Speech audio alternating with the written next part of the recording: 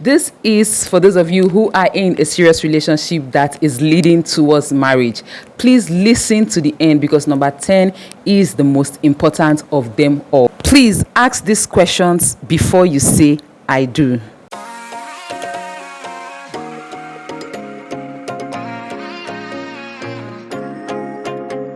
What's up, guys? Welcome back again to my YouTube channel. My name is Vicky. For those of you who are seeing my beautiful face for the very first time, thank you so very much for clicking on this video to watch. I really do appreciate you guys. And for those of you who are my returning subscribers, oh shit, you guys are the real MVP. Thank you for coming back to watch my videos. I am super grateful for that kind gesture. Anyway, you guys, from the title of this video, you know what we're about to talk about. We're about to talk about the most important and risky questions. I don't know why I termed this risky. Very important. Like I said earlier, number 10 is the most important of all that we should ask our partner before we say I do. Because you guys, if you have entered just to reduce the rate of divorce and the rate of katakata and problems in marriage, please, you guys should ask this question. I'm not about to make this video all boring or you guys listening to some boring talks. You guys, please, these are really vital questions that you should ask your spouses. And please, if you are watching me, please make sure to share this video with your loved ones on your social media platforms. You might be helping someone. And please, if you're a YouTuber watching me, do well to please share this video on your community for your audience to also see it. I will really appreciate it. Thank you so very much. So without further ado, let us dive right into this video. The number one question I feel like you should ask your spouse to be, how many kids do you want? And if for any reason we get married and we cannot conceive naturally, how do we go about it? How should we prepare for it? Some people know the number of kids they should have or they would love to have. Maybe most couples know the number of kids they would want to have, but most people do not ask themselves that, what if we enter and we cannot conceive naturally? How do we face this situation? Because we find out that most people, they come into marriage for some reason, there's some sort of delay in childbearing, and then you see if it's, some people will blame the women that the woman is the fault, and if for any reason truly the woman is the reason why they can't, you have to discuss what should we do, how do we face it. And even if your husband to be will be the one that will be the problem, how are you guys going to face it so that it doesn't bring some sort of problem, it doesn't bring some sort of disagreement? Children in marriages can be one thing that can actually test the love of your relationship. And also asking for the number of children you should be, I feel like you have to talk about it, because some people will be like, we have to have 3 children, you have to have 4 children, 5 children, as much as you can. But have you been able to talk about it? How does it feel if for any reason we have 3 children and they are all boys? What will happen if we have all 3 and we have all girls? You understand? You guys should learn to talk about it so that you will know what you are getting yourself into. And once you ask this kind of questions, you will know how your husband or to be or how your wife to be feels about situations like this. Number 2 questions you should ask your spouse before you get married: how do you define infidelity? You guys, a lot of people make this mistake because you have not spoken about it. You understand? Some people find it that the privacy of your phone, keeping your phone too private to yourself, might be a form of infidelity. Talking to the opposite sex, you feel like it's a form of infidelity. There are different ways people define infidelity. To avoid this problem, maybe in future, you facing your husband and feeling like he's unfaithful to you, or you facing your wife feeling like he's unfaithful to you, I feel like you guys should sit down and ask yourself what you feel or what you define as infidelity.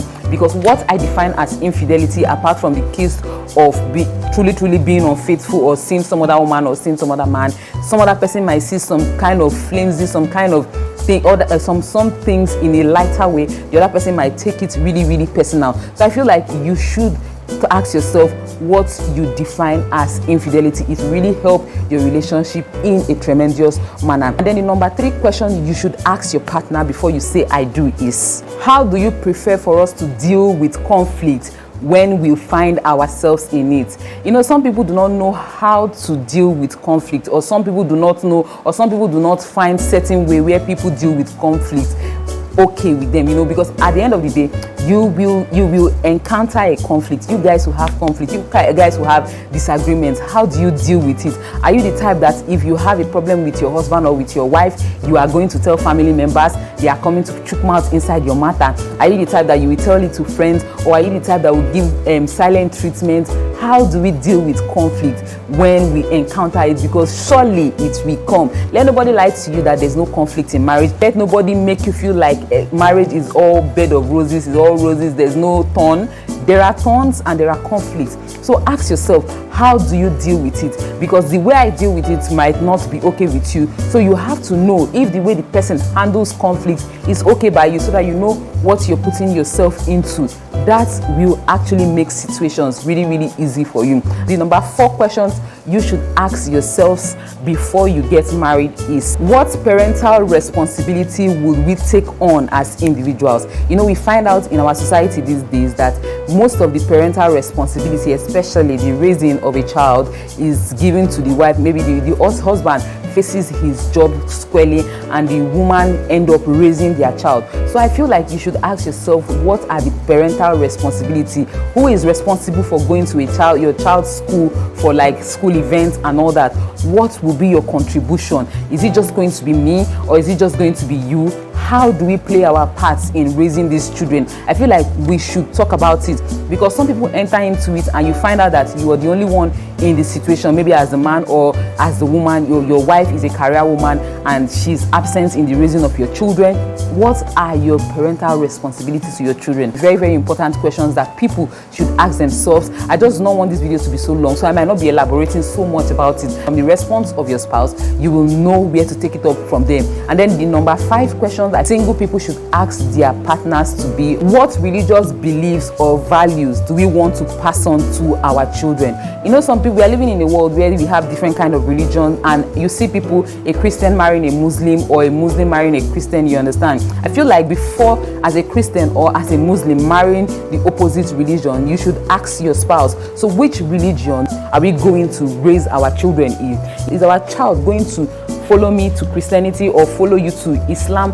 Which one do we pass on to our children? I feel like we should come to that agreement so that there will be no conflict. Not when we are married now, the man is saying that, oh, I'm a Christian, you have to make all my children should be Christian, and you as a Muslim, you're not finding it funny, you cannot accept it, or you're not okay with it. So that there will be no confusion. You know it from the beginning before you enter, because kata they always dey happen. Make una no come start to the drag, say no, na me born and na me carry am for 9 months, so he must become Christian, he must become a Muslim. Just state it and ask those questions now, so that you don't have to start acting those drama when it is time. And then the number 6 question you should ask your spouse before you say I do is, how do you suggest we divide the household responsibility? Like the house, you know, some people, you get married and you've not talked about the household responsibility, because housework no be child's play. Forget say all of us they go career work, or you're a career woman, your husband is a career man, everybody's pursuing their career. When it comes to the household responsibility, how do we divide it? Because you realize that some men get married to women, and as you married me as a career woman, and at the end of the day, you don't, maybe I'm so busy with my work, you don't even want me to get help. Some men will not even help in the house, and they don't want you to have help.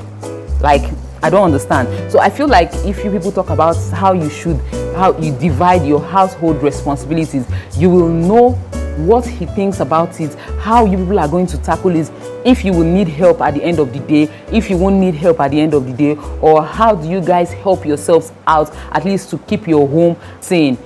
You understand? I don't know if I'm getting that right, you understand? Anyway, not to drag that topic, the number 7 question you should ask your spouse before getting married is, what are your deal breakers? Please, you guys should ask yourself this question. Oh, what are your deal breakers? Some people will say that infidelity are a deal breaker to them. Some women will be like, if you're unfaithful. Some men will be like, if you're unfaithful to me, if you cheat on me, it's a deal breaker. Some women will be like, if you beat me, it's a deal breaker. Please, you guys should talk about what are your deal breakers. Congratulations, you have gotten to this point that you're even thinking of getting married. I feel like that is because you haven't encountered any deal breaker. Congratulations. But please, before you enter into the main marriage, ask your spouse, what are your, let it be stated, let everybody categorically hear it, that so and so thing is my deal breaker, or so and so thing is my deal breaker. You should be very specific about it so that everybody knows how to respect each other's deal breaker and know how to live with each other peacefully. Not the one that tomorrow now you start doing one thing and you be like, no, I can't take this anymore, I'm out. If you know, say you know, go take them. So anything can just happen, because these are some of the mistakes that we who are already married have made, and we wish we could have corrected it. So this is me now talking to those people who are about to come in. Please state your deal breaker from the entrance. Number 8 point is, please ask your spouse, what is your love language? What is your love language? Because you might be speaking French and the person understands English. You might be speaking Spanish and the person understands French. Ask your spouse to be, what is your love language? Do not be saying, don't think that words of affirmation is somebody else's love language, whereas gifting and surprises. Please ask each other what their love language is, just to be clear, so that you don't feel like, oh, I'm always getting my wife gifts, but I feel like every lady likes gifts, every lady likes to be surprised. I don't understand why she's not feeling loved. I don't understand. You're not speaking her language. You're not speaking her language. And your husband, you don't know, you ask him what his love language is, so you don't feel like because you cook good food or you do acrobatics on bed, you're speaking his love language. Please be very specific. Let him tell you, let her tell you his or her love language, so that you will know how to get or hold your relationship down with your spouse. And then the 9th question you should ask your spouse is, what role will your family play in our lives together? It is really, really important for you to know. Do not go and say that you do not know that he is a mommy boy or she is a mommy girl. What role are they going to play? How do they see their family? Is his family or her family always meddling in her lives and she accepts it? Where are you going to draw the line? How are you going to draw the line? What role is your family going to play in our lives? Because at this very point, a lot of families, in-laws, have actually broken more marriages than they have made. You understand? So please ask yourself what your spouse's family will be playing, what role they will be playing in your life as a couple, so that you will know what you are finding yourself into. And then the last but not the least is finance. Finance, very, very important, because this part of the conversation has broken a lot of marriages. Finance, who pays the bills?